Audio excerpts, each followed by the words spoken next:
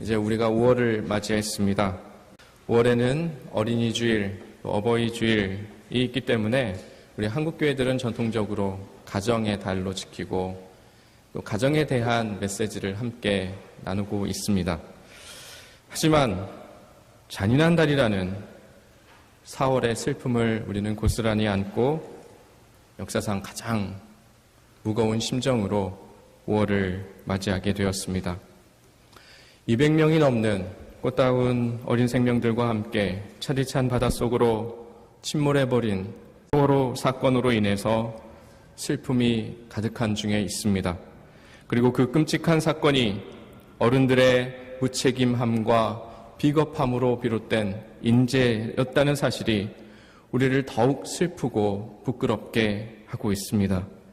사건 발생 직후부터 우왕좌왕하고 있는 정부 관계자들과 그리고 무력의 눈에 어두워 안전은 뒷전인 채로 방만 경영을 해온 그 해운사와 그 뒤에 있는 무서운 이단 종파와 확인되지 않는 정보들을 마구 보도한 언론의 모습들이 우리로 하여금 우리의 조국 대한민국이 이것밖에 되지 않나 하는 질문을 하게 합니다.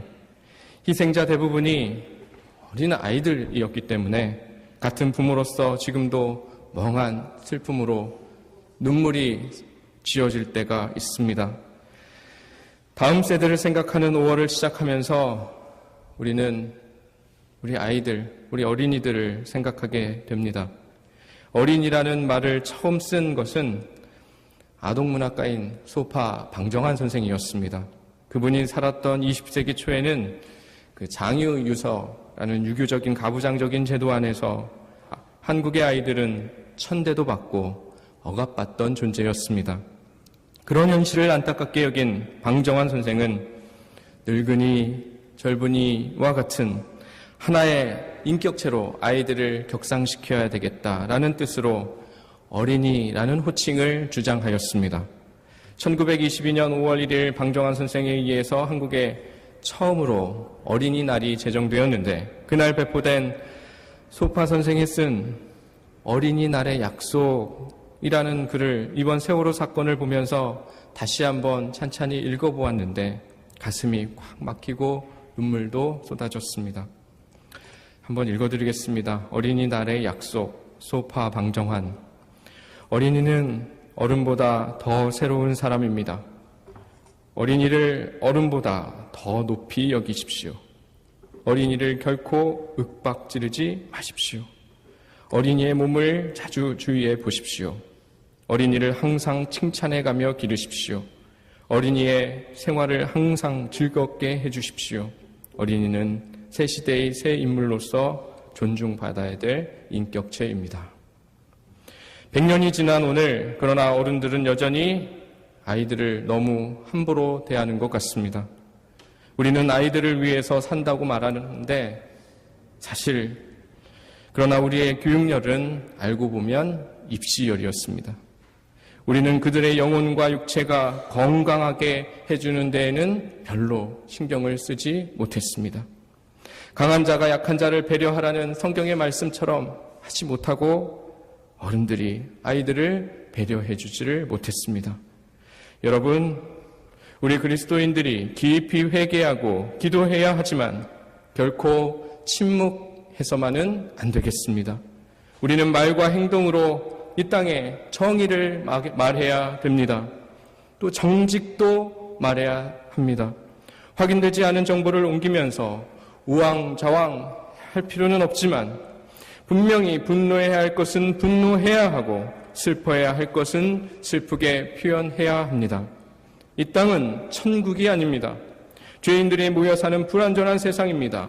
그렇기 때문에 우리는 세상에서 빛과 소금으로 살아야 되는 것입니다.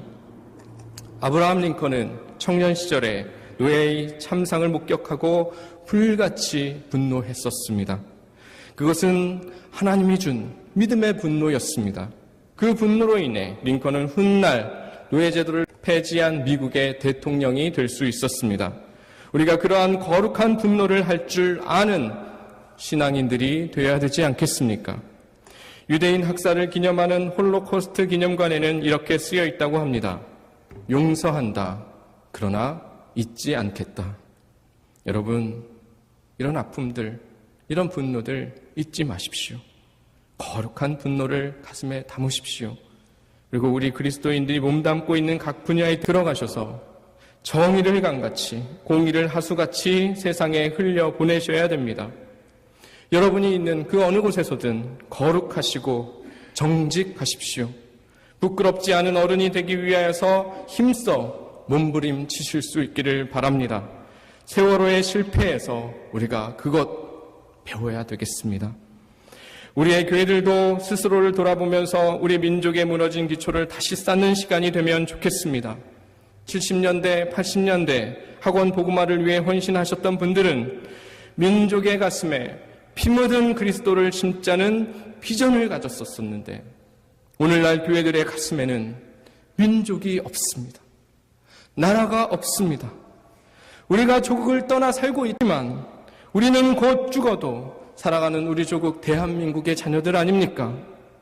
우리의 신앙도 모두 교회 안에만 머물러 있습니다. 우리는 우리 교회를 키우기 위해서 예수 믿는 것이 아닙니다. 예수님은 우리를 통해서 우리 민족을 살리는 축복의 통로로 쓰시고자 하십니다. 나라를 품고 민족을 품고 기도하실 수 있는 여러분 되실 수 있기를 바랍니다.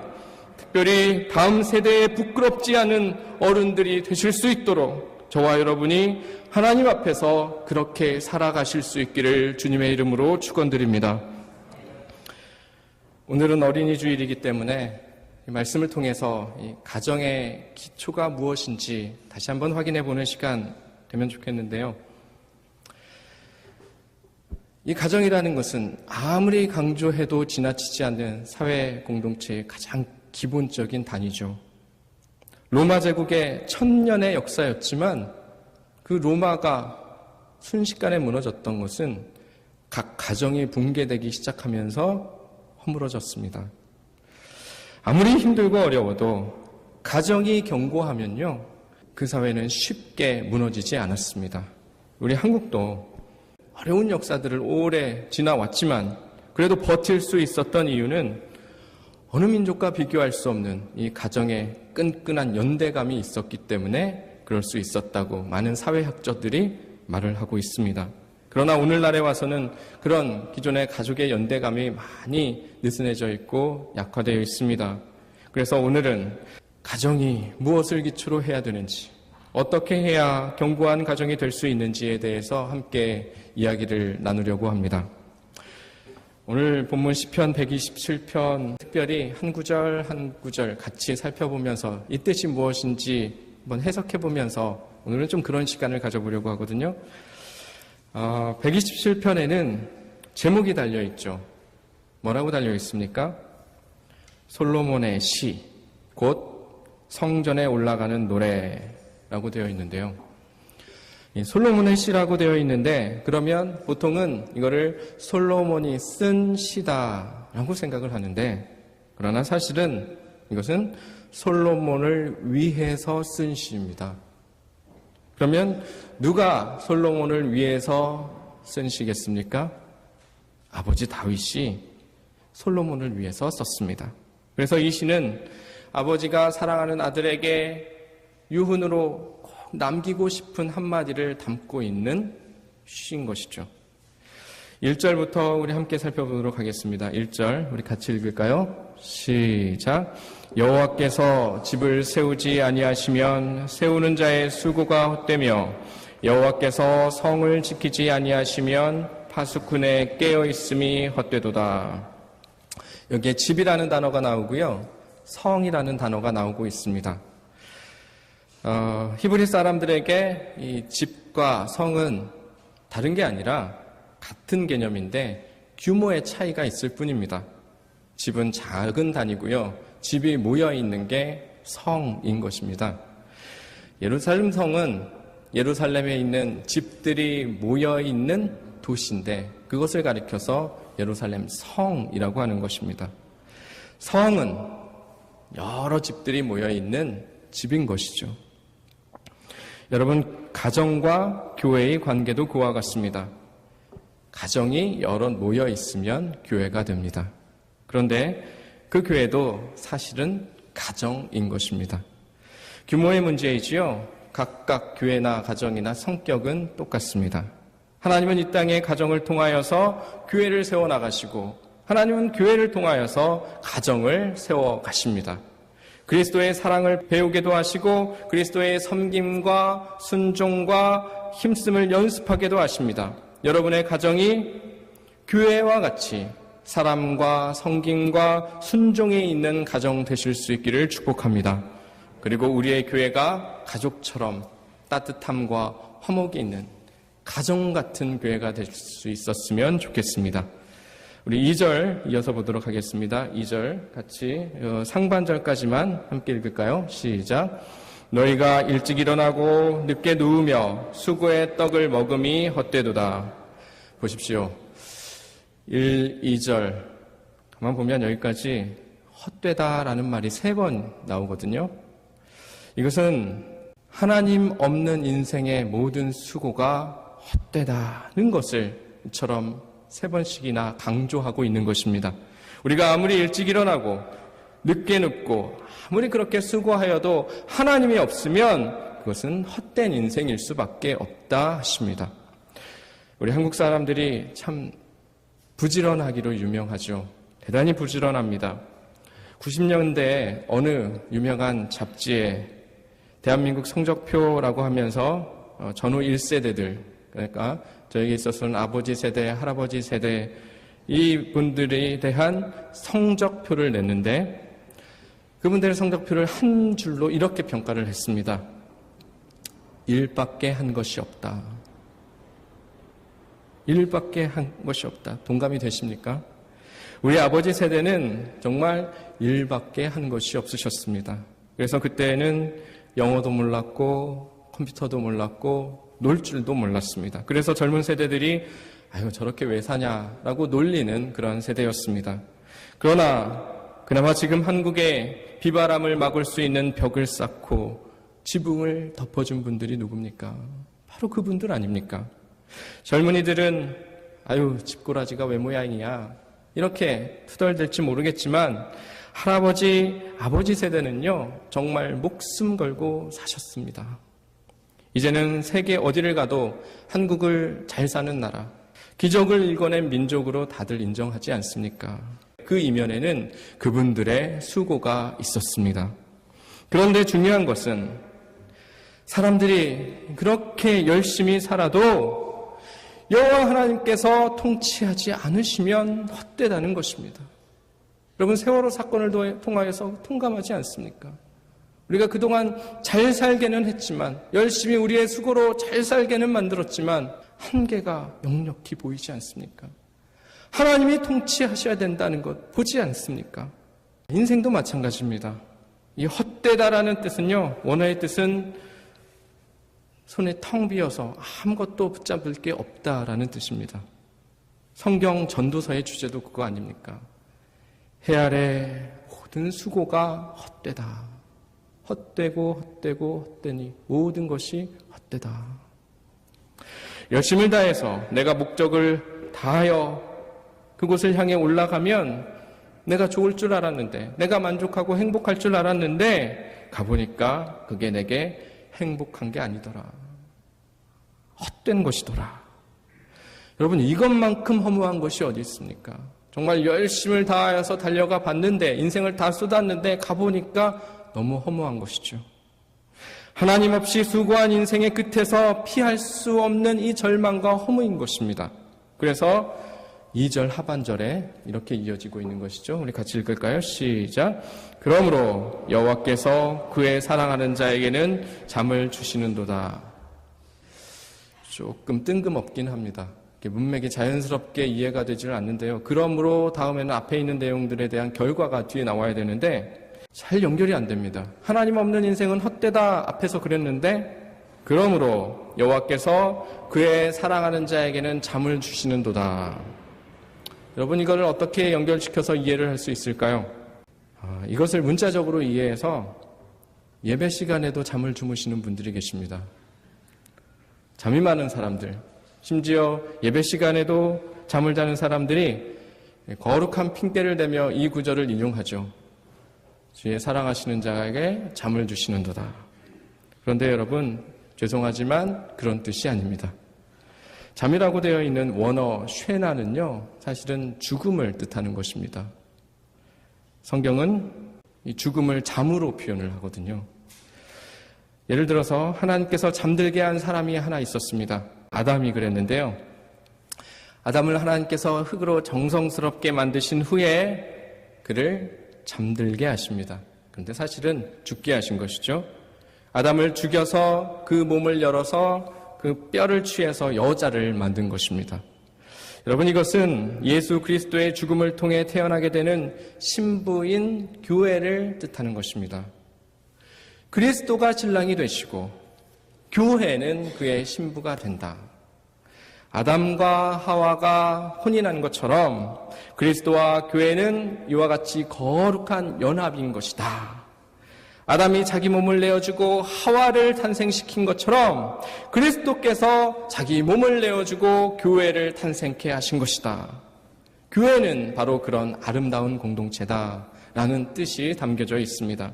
그래서 사랑하는 자에게 잠을 주신다는 것은 사랑하는 자에게 죽음을 주신다는 것입니다. 그런데 여러분, 여기서 사랑하시는 자라는 것은 일반적으로 보편적인 사람을 말하는 것이 아니라 바로 예수 그리스도를 말하는 것입니다. 그래서 마태복음에도 이는 내 사랑하는 자요 기뻐하는 자다, 이런 말도 나오고요. 성경 전체적으로 보면 사랑하는 자는 바로 예수 그리스도를 뜻하는 것입니다. 그래서 이 말, 사랑하는 자에게 잠을 주시는도다 하는 것은 사랑하는 자 예수 그리스도에게 십자가 죽음을 주셔서 죄인들을 구원케 하신다라는 뜻이 되는 것입니다. 그래서 이 모든 것을 1, 2절 앞뒤를 다 연결해서 해석을 하면 바로 이런 뜻이 됩니다.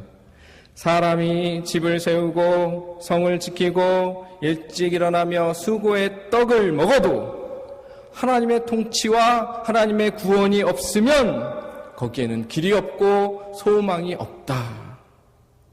헛되다. 그 얘기를 하고 있는 것입니다. 그러므로 여호와께서 그의 사랑하는 자 그리스도에게 십자가 죽음을 주셔서 우리에게 구원의 길을 열어주신다라는 뜻이 여기에 담겨져 있는 것입니다. 다윗은 아들 솔로몬에게 자꾸 하나님의 통치를 얘기하고 있습니다. 또 그리스도의 구원을 말하고 있습니다. 다윗은 그동안의 삶을 통하여서 자신의 숱한 실패와 또 죄악의 넘어짐과 아픔을 통해서 얻은 교훈이 하나 있었던 것이죠. 솔로몬아, 왕궁에 있는 금, 은이 너를 구원할 수 없단다. 왕궁의 화려함과 수많은 군대가 너를 통치하고 너를 구원하게 하는 것이 아니란다. 하나님의 통치와 그리스도의 구원이 너의 삶의 소망이어야 되고 너의 삶의 길이 되어야 된다. 이것은 아버지 다윗이 간절한 마음으로 사랑하는 아들 솔로몬에게 주는 꼭 마지막으로 남기고 싶은 유훈인 것입니다. 우리 이어서 3절도 함께 보도록 하겠습니다. 3절 시작. 보라, 자식들은 여호와의 기업이요 태의 열매는 그의 상급이로다. 옛날 성경에는 이 여호와의 기업이라고 하지 않고요, 여호와께서 주신 기업이라고 되어 있었습니다. 그래서 우리 한국의 어머니들이 자식을 자기 것으로 해석을 했습니다. 여호와께서 주신 기업이라고 생각하니까 이 자식이 내 것이구나 라고 해석을 했던 것이죠.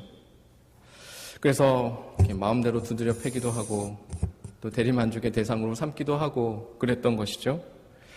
그런데 이게 번역이 잘못돼서 지금 새 성경에는 다시 번역을 했습니다. 자식은 여호와께서 주신 기업이 아니라 여호와의 기업입니다. 우리가 키우고는 있지만 여전히 그들은 우리의 기업이 아니라 여호와 하나님의 기업인 것이죠. 여러분, 자식은 내게 아닙니다.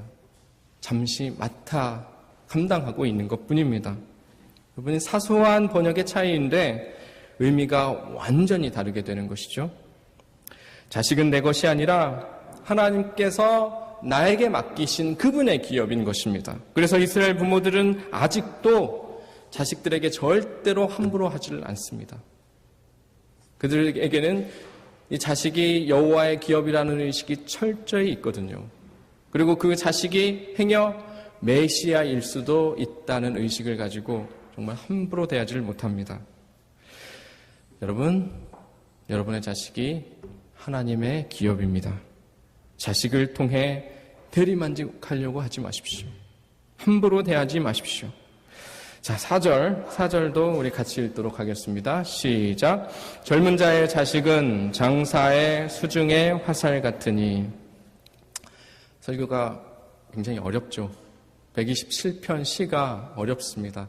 그러나 다 끝난 후에는 이 어려운 말씀이 쉽게 이해가 되는구나 라는 은혜를 좀 체험하셨으면 좋겠는데요. 절마다 계속 새로운 내용들이 등장하면서 절마다 확 달라지고 있습니다. 그래서 잘 연결되는 것 같다가도 끊어지는 것 같고 이해하기가 쉽지 않은데요. 그런데 4절에 보면 또 뜬금없이 화살 이야기가 나오고 있죠. 우리의 그 전통 풍습 중에는 아이를 낳았을 때 사내아이면 대문에 새끼에다가 고추를 걸어서 엮어서 달고요. 계집을 낳으면 검정 숯을 새끼에 엮어서 걸어왔습니다. 그런데 이런 유사한 풍습들이 각 나라마다 있습니다. 히브리인들은 아이가 태어나면 문 밖에 활과 화살을 걸어놨습니다. 거기에는 뜻이 있었는데 이렇습니다. 우리 가정에 미래의 생명을 책임질 자가 태어났다. 그 뜻입니다. 그런데 여기에는 또 메시아를 향한 기대와 메시아 대망 사상도 담겨져 있습니다. 메시아를 기다리는 의미도 담겨져 있습니다. 그래서 여기에는 미래 인류의 생명을 책임질 그 한 사람, 메시아가 태어났다라는 뜻도 담겨져 있습니다. 그래서 5절 보면 화살통에 화살이 가득한 자가 복이 있다라는 말이 나오죠. 화살통에 화살이 가득한 자가 복이 있다는 것은 그리스도로 가득한 인생이야말로 진정한 복이 있는 사람이다. 그런 뜻입니다. 오늘 시편이 복잡한 내용 갖고 이해하기 어려운 것 같은데 사실은요, 온전히 포커스가 우리 그리스도에게 맞춰져 있습니다. 그리스도의 구원이 없으면 이 모든 것이 다 헛되다는 얘기를 다양한 표현을 가지고 반복해서 아들 솔로몬에게 말하고 있는 것이죠. 그리고 5절 하반절 그들이 성문에서 우리 같이 읽도록 하겠습니다. 시작. 그들이 성문에서 그들의 원수와 담판할 때 수치를 당하지 아니하리로다. 이스라엘에는요, 여러 성문들이 있었습니다. 그 성문 앞에는 자리가 있었는데 그 자리에 앉을 수 있는 자격이 있는 사람이 두 사람이었습니다. 첫 번째 사람은 그 땅의 그 성의 지도자입니다. 그리고 두 번째는 재판관이었습니다. 이 성문이라는 곳이 그래서 곧 재판의 자리였습니다. 코트, 재판소였습니다. 그래서 성에 들어갈 수 있는 사람인지 아닌지 이것을 시시비비 가리는 것부터 해서 이 사람이 죄가 있는지 없는지 백성들이 가릴 때 성문 앞에 와서 이 자리에 앉은 사람을 통하여서 심판을 받고 시시비비를 가리곤 했습니다. 그러므로 이 성문은 우리의 죄를 심판하고 우리가 거룩한 성에 들어갈 수 있는지, 그 하나님의 거룩한 땅에 들어갈 수 있는지 자격을 가리는 곳을 상징하는 것입니다.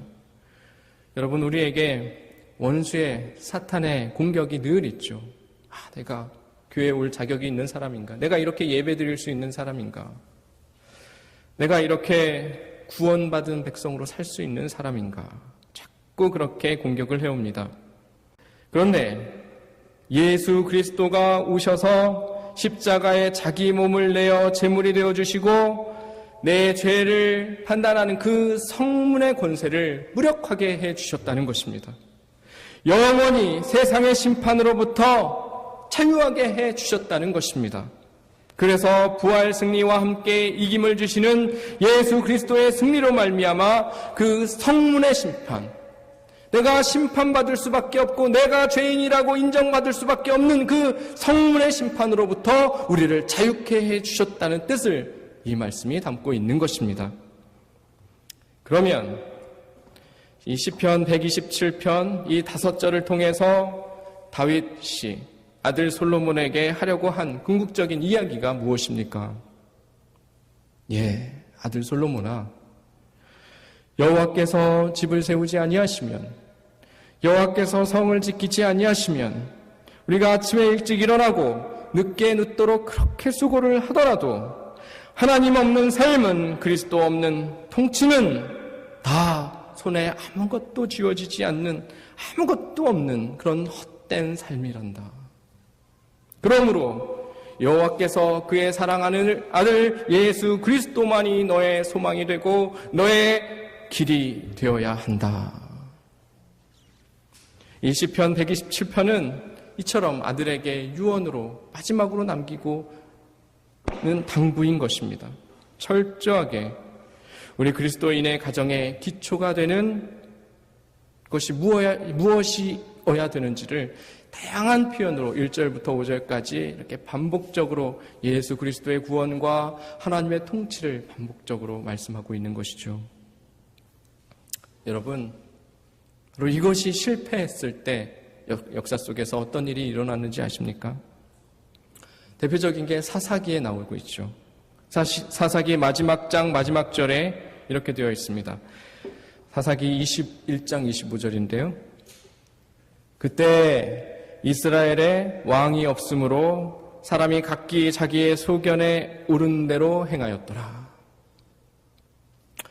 왜 사사기 전체에 반복적으로 이 어두운 역사의 결말을 우리에게 자꾸 경고하고 있는 것입니까? 사사기 2장 10절에 보면요. 우리 같이 읽어볼까요? 사사기 2장 10절 시작. 그 세대의 사람도 다 조상들에게 돌아갔고 그 후에 일어난 다른 세대는 여호와를 알지 못하여 여호와께서 이스라엘을 위하여 행하신 일도 알지 못하였더라. 모든 광야의 세대들이 다 지나가고 다 죽고 난 이후에 그 후에 나타난 세대를 뭐라고 얘기를 합니까? 다른 세대라고 말하고 있습니다. 다음 세대가 아니라 다른 세대라고 합니까? 왜 그렇습니까? 하반절에 하나님을 알지 못한 세대였고요. 하나님이 행하신 구원의 역사를 알지도 못했고 보지도 못한 세대였기 때문에 그들을 가리켜서 다음 세대라고 하지 아니하고 완전히 다른 세대라고 표현을 하고 있는 것입니다. 이 다른 세대가 어쩌다가 생겨난 것입니까? 왜 다른 세대가 되었습니까?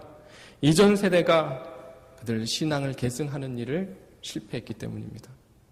신앙을 가르치고 신앙을 교육하는 일을 실패했기 때문에 생겨난 세대가 다른 세대였던 것이죠. 그것이 바로 사사기의 결말입니다. 사랑하는 여러분, 여러분의 가정은 어떻습니까? 여러분의 가정들에게, 여러분의 자녀들에게 신앙의 계승이 잘 이루어지고 있습니까? 아니면 다른 세대가 싹을 트고 있지는 않습니까? 다른 아이들, 다른 젊은이들과 똑같이 그저 좋은 학교, 좋은 직장을 위한 스펙을 준비하는데 그의 인생을 다 쏟아붓도록 몰아붙이고 있지는 않습니까? 아무리 머리가 좋고 아무리 스펙이 좋고 아무리 좋은 학교 가고 아무리 좋은 직장에 들어가도 예수 없는 재능, 예수 없는 지식, 예수 없는 스펙 다 재앙입니다. 예수 없는 인생은 무의미한 것입니다. 사랑하는 여러분, 아이들 공부시키는 데는 또 스펙을 쌓는 데에는 수천 불씩 쏟는 거 알고 있습니다. 그들의 신앙을 위한 투자는 얼마나 해보셨습니까? 우리 아이들의 신앙의 기초를 탄탄히 가르쳐서 그 아이들의 건강한 신앙인으로 건강한 영혼을 가지고 살아갈 수 있게 하는데 참 중요한 것인데 그것을 위해서 얼마나 힘쓰셨습니까? 성경 과외 해보신 분 있으십니까? 저는 그런 부모를 본 적이 없습니다. 여러분 성경 과외 한번 시켜보십시오. 제가 알바 좀 하게요. 네. 아유 목사님, 아이들 대학 들어가고 또 좋은 직장 들어가고 그때 해도 되지 않습니까? 저도 많이 늦게 했는데 되던데요. 아니요. 시간이 누구를 기다려줍니까? 세월이 누구를 기다려주겠습니까? 내일, 내 날이라고 누가 장담할 수 있겠습니까? 그렇지 않습니다. 하루에도 수없이 많은 위험의 칼날이 우리 옷깃을 스쳐 지나가는데 어떻게 감히 내일을 장담하고 그것을 온전히 기다릴 수 있습니까? 하나님이 주셔야, 하나님이 허락하셔야 내일이 내 날이 될 수 있는데, 오늘 다윗은 지난날의 뼈아픈 과오를 바탕으로 아들 솔로몬에게 가장 중요한 교훈을 남기고 있는 말씀입니다. 솔로몬아, 너는 하나님이 전부인 삶을 살아라. 너는 그리스도가 전부인 삶을 살아라. 조금 덜 먹어도, 조금 스펙이 안 좋아도 하나님이 통치하시는 삶을 살아라. 그리스도의 구원 안에 살아라. 그렇게 말하고 있는 것입니다. 여러분, 이 말은 그냥 평범한 사람이 말을 하는 것이 아니라 역사 속에서 그래서 가장 지혜로웠다는 사람, 역사 속에서 가장 위대한 왕으로 평가되는 통치자 다윗이 사랑하는 아들에게 남기는 마지막 말이라면, 여러분, 이것보다 더 지혜로운 말을 자녀들에게 남길 수 있습니까? 더 훌륭한 표현과 더 훌륭한 가르침을 가지고 여러분 자식들 가르칠 수 있는 자신이 있으십니까? 그렇지 않습니다. 사랑하는 여러분의 가정이 하나님을 통치자로 삼고 그리스도만이 소망을 삼는 그런 아름다운 가정 꼭 되실 수 있기를 주님의 이름으로 간절히 축원합니다.